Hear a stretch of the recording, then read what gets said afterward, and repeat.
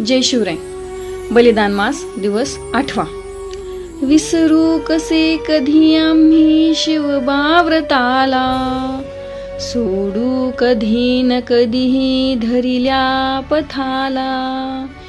शिवसूर्य चित्ती तळपे नित अस्तहीन, प्राणा समान आमुच्या उरी राष्ट्रध्यान.